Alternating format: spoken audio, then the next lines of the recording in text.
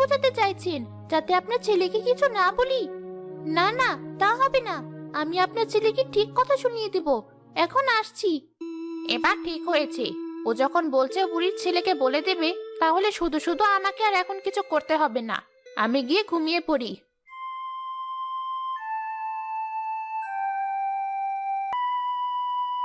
কাপড়গুলো তাহলে ধুয়ে নিয়ে এসেছেন?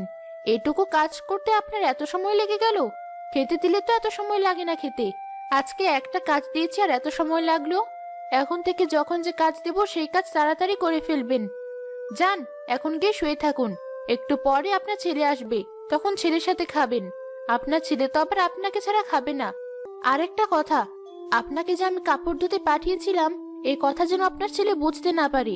যদি সে কিছু বোঝে, তাহলে আমার চেয়ে খারাপ কেউ হবে না। এতদিনে মনে হচ্ছে ঠিক একটা কাজ করেছি।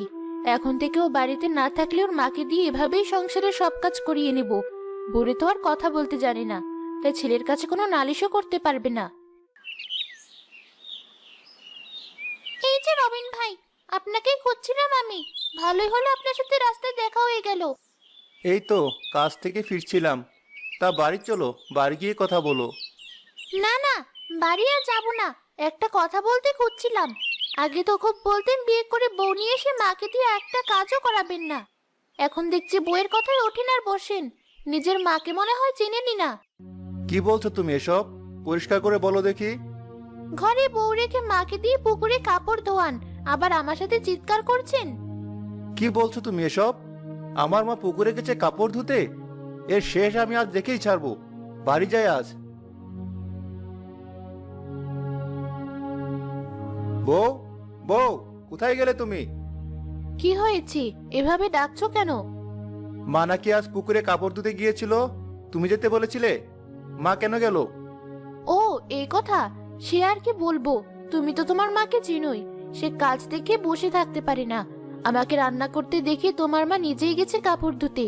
আমি বারবার না করেছি, কিন্তু আমার কোনো কথাই সে শুনিনি। ইশারায় আর আমাকে বলেছে তোমাকে যেন কিছু না বলি। এই তো এসেছে তোমার মা, জিজ্ঞেস করে দেখো। কত বড় মিথ্যেবাদী! এ তো দেখছি শাকচুন্নিদের থেকেও বেশি খারাপ। মনটা চাইছে এখনই গিয়ে ওর ঘাটটা কট করে মটকে দেই। মা, তোমাকে কতবার নিষেধ করেছে এসব কাজ না করতে, তারপরও তুমি কেন গেলে এসব কাজ করতে? আর কখনো যাবে না বলে দিলাম। যত ইচ্ছে মায়ের সাথে আদিক্ষিতা দেখাক, এখন থেকে আমি আমার মতোই চলবো। অনেকদিন ধরে দিনের বেলায় ঘুরতে বের হওয়া হয় না। সারাদিন পড়ে পড়ে ঘুমাই। আজ একটু এদিক সেদিক ঘুরে আসি।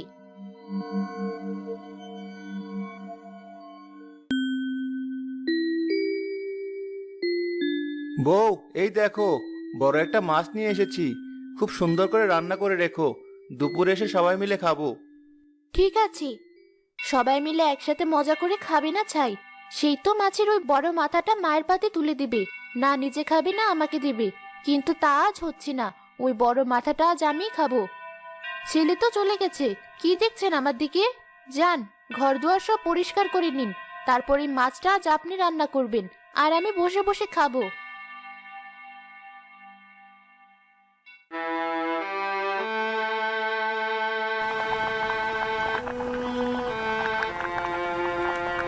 আপনার রান্নার খুব সুন্দর গন্ধ বেরিয়েছে। বোঝাই যাচ্ছে ভালো রান্না করতে পারেন। কি ফেলফেল করে তাকিয়ে আছেন?